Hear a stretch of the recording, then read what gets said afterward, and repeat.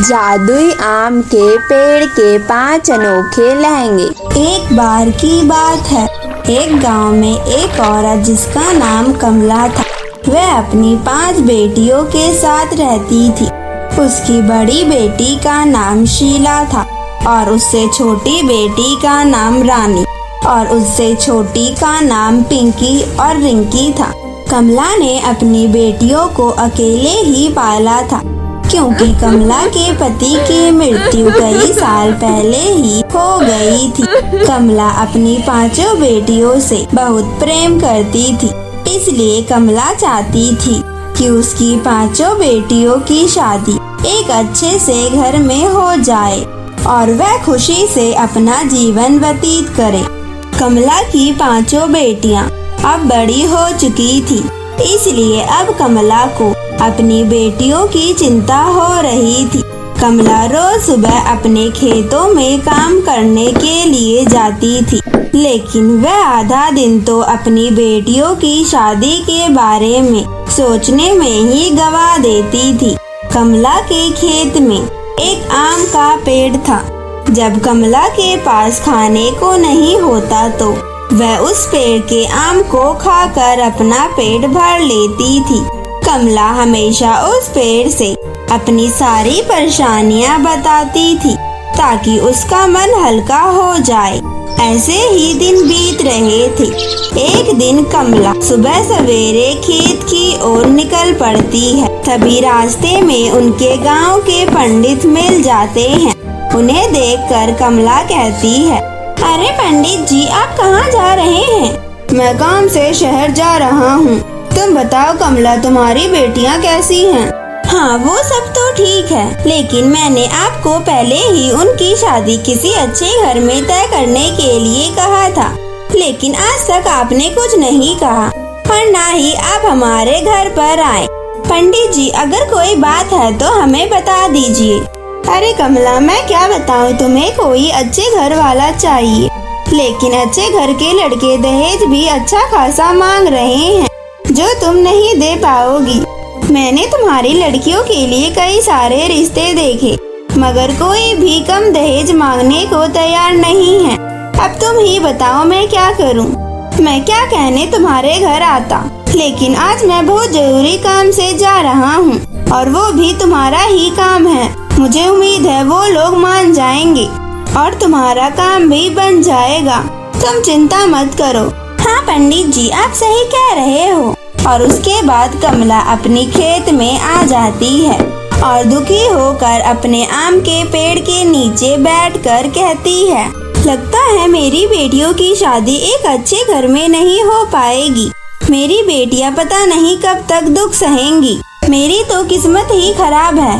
एक माँ होते हुए भी मैं अपने बच्चों को एक अच्छा भविष्य भी नहीं दे पा रही हूँ। भला ऐसी माँ होने का क्या फायदा? अब मैं और क्या कर सकती हूँ? बस इस खेत में मेहनत ही कर सकती हूँ। और उसके बाद कमला अपने खेतों में काम करने लगती है। आज कमला बहुत दुखी होती है और खेत में काम करते करते उसे शाम हो जाती है। जब उसे इस बात का पता लगता है तो वह घर की ओर निकल पड़ती है और घर पहुंचकर वह अपनी खाट पर बैठ जाती है। तभी उसकी बड़ी बेटी शीला आती है और वह अपनी माँ को उदास देखकर कहती है, माँ क्या हुआ, आज आप इतने उदास क्यों हो? आज कुछ हुआ है क्या? आप मुझे बताओ। सारी बात सिर्फ आप उस आम के पेड़ को ही बताती हो। क्या वही तुम्हारी सारी परेशानियाँ दूर करेगा? अगर आप हमें बताओगी तो शायद हम आपकी कुछ जरूर मदद करेंगे। नहीं बेटी, कोई बात नहीं है। वो मैं अब बूढ़ी हो रही हूँ ना, इसीलिए मैं थक गई हूँ, तभी तुम्हें ऐसा लग रहा है। ऐसी कोई बात नहीं है। तुम जाओ और सबको बुलाकर ले आओ। सब साथ में बैठकर खाना खाएंगे। ठीक है माँ, जैसी आपकी मर्जी। तभी शीला सबको बुलाकर लाती है और बैठकर सब एक साथ खाना खाते हैं और उसके बाद सब खाना खाकर सो जाते हैं। सुबह उठकर कमला खेत में जाने लगती है कि तभी रानी आती है और कहती है, माँ आप खाना लेकर जाइए। वैसे भी आप दोपहर को खाना खाने के लिए नहीं आती हो, फिर आप शाम तक भूखी रहोगी। ये लो खाना और टाइम पर खा लेना। मेरी बेटियां मेरा कितना ख्याल रखती है। ऐसी बेटियां भगवान सबको दे। अगर ये नहीं होंगी तो मेरा क्या होगा, मैं कैसे रहूंगी। यह कहकर कमला अपने खेतों में पहुंच जाती है और काम करने लगती है। काम करते करते उसे दोपहर हो जाती है, इसलिए कमला खाना खाने के लिए आम के पेड़ के पास आ जाती है और वह अपने खाने की पोटली को खोलती है तो वह देखकर कहती है, अरे इसमें तो सिर्फ सूखी रोटियां ही हैं। लगता है सब्जी देना भूल गई हैं। एक काम करती हूँ, आज मैं आम को तोड़ लेती हूँ और आम के साथ इन रोटियों को खा लूंगी। वैसे भी बहुत दिन हो चुके हैं आम खाए हुए। फिर कमला एक आम तोड़ लेती है और कमला उस आम को देखकर कहती है, अरे ये क्या, ये आम तो खराब है। लगता है ये आम का पेड़ बीमार हो गया है। मैं अभी इसे नीम के पत्तों की दवाई बनाकर डाल देती हूँ। फिर इस आम के पेड़ के आम और भी अच्छे हो जाएंगे और पहले की तरह मीठे भी। और उसके बाद कमला नीम के पत्तों की दवाई बनाकर आम के पेड़ की जड़ों में डाल देती है और उसके बाद कमला घर चली जाती है। घर पहुंचते ही वह पंडित जी को अपने घर पर देखती है। उन्हें देखकर कमला पंडित जी से पूछती है, क्या बात है पंडित जी, आज आप हमारे घर आए हैं। लगता है कुछ खुशखबरी है जो आप हमारे घर पर सुनाने के लिए आए हैं। अरे हाँ कमला, तुम्हारे लिए तो खुशखबरी ही है। मैंने उस दिन तुमसे कहा था ना कि मैं तुम्हारे काम के लिए ही शहर जा रहा हूँ और वह काम तुम्हारा हो गया है। तुम्हारी 5 बेटियों की शादी तय हो चुकी है, वो भी एक अच्छे घर में। मगर उनकी एक शर्त है कि तुम अपनी 5 बेटियों की शादी धूमधाम से करोगी। शादी में किसी चीज की कमी नहीं होनी चाहिए। अब तुम मुझे बता दो कि तुम्हें वह शादी करनी है कि नहीं। ऐसा रिश्ता बार बार नहीं आएगा। हाँ हाँ पंडित जी, क्यों नहीं, मैं किसी से कर्जा लेकर यह शादी जरूर कर दूंगी। भला उनकी एक ही तो शर्त है कि धूमधाम से शादी हो और ये तो मेरा भी सपना है। मुझे यह रिश्ता मंजूर है, आप उन्हें जाके बता दीजिए। अच्छा ठीक है, मेरा काम तो हो गया। मैं अब घर जा रहा हूँ, तुम अब पैसों का जुगाड़ करो। यह सुनकर कमला खुश हो जाती है और अपनी बेटियों से कहती है, मेरी प्यारी बेटियाँ, अब तुम्हें एक अच्छा जीवन मिलेगा। तुम्हें अब कोई भी परेशानी नहीं होगी।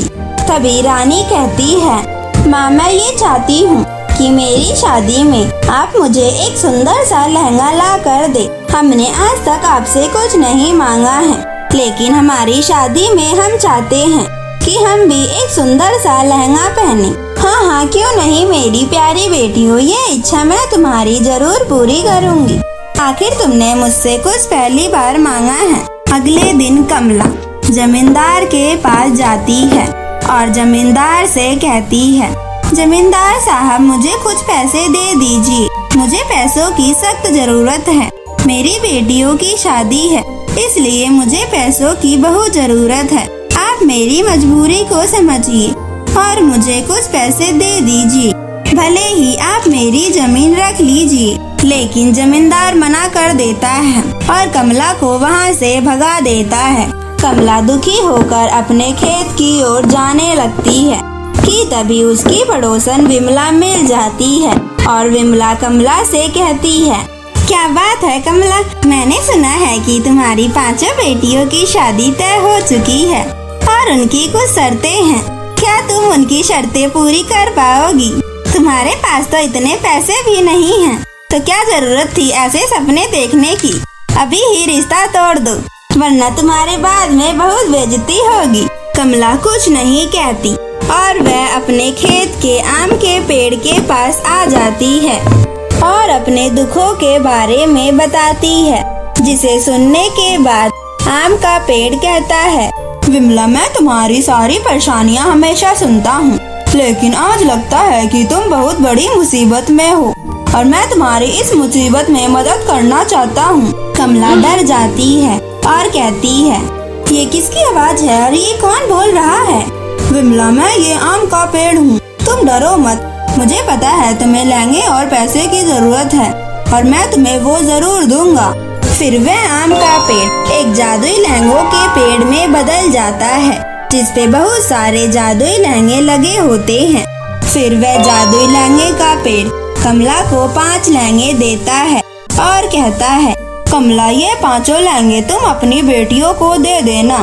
तुम्हारी बेटियों को अब से कोई परेशानी नहीं होगी, क्योंकि यह लहंगे अब जादुई हैं और तुम्हारी बेटियां इस लहंगे से जो कुछ भी मांगेगी वो तुम्हारी बेटियों को मिल जाएगा और तुम्हें और तुम्हारे परिवार को कोई परेशानी नहीं होगी। और कमला पेड़ को शुक्रिया कर कर वहाँ से उन लहंगों को लेकर घर आ जाती है और अपनी 5 बेटियों को दे देती है, जिसे पाकर वह 5 बेटियां बहुत खुश हो जाती हैं। और रानी अपनी माँ से कहती है, माँ, ये लहंगे तो बहुत सुंदर है, आप ये लहंगे कहाँ से लाई हो? तब कमला सारी बात अपनी बेटियों को बता देती है और कहती है, बेटी, अब तुम्हें अपनी शादी में जिस भी चीज की जरूरत हो तुम वो चीज इस लहंगे से मांग लेना, ये तुम्हारी सारी इच्छाओं को पूरा कर देगा। यह सुनकर उसकी 5 बेटियां खुश हो जाती है और उस लहंगे की मदद से अपनी शादी की तैयारियां करने लगती हैं। यह सब देखकर उसकी पड़ोसन विमला को उन पर शक होता है और वह कहती है, इतनी जल्दी ये सब इनका कैसे हो रहा है? लगता है दाल में कुछ काला है। यह लोग तो इतने गरीब हैं कि ये तो कुछ कर भी नहीं सकते, फिर यह सब कैसे हो रहा है? और उसके बाद विमला उनके घर पर नजर रखने लगती है कि तभी वह देखती है कि रानी उस लहंगे से कहती है, हे जादुई लहंगे, मुझे मेकअप किट दे। और वहाँ पर एक मेकअप किट आ जाता है, जिसे देखकर विमला हैरान हो जाती है और कहती है, अच्छा ये बात है, अब मैं समझी कि यह लोग कैसे इतनी अच्छी तैयारी और इतना जल्दी सब कुछ कर रहे हैं। लगता है इसकी 5 बेटियों के पास जादुई लहंगे हैं। आज ही मैं सारे लहंगे गायब कर दूंगी, फिर देखती हूँ ये अपनी बेटी की शादी कैसे करेगी। और विमला उन लहंगों को चुराने के लिए कमरे में आती है। तभी उनमें से एक लहंगा कहता है, देखो बहनों, ये विमला हमें चुराने के लिए आई है, हमें इसे अच्छे से मजा चखाना चाहिए। लेने के लिए छूती है तो उसे करंट लगता है। करंट बहुत तेज लगता है, जिसकी वजह से वह डर जाती है और वहाँ से भाग जाती है। और कमला की 5 बेटियों की शादी बहुत धूमधाम से हो जाती है। और उस दिन के बाद विमला कभी भी कमला के घर पर नजर नहीं रखती है और न ही उनके बारे में बुरा सोचती है।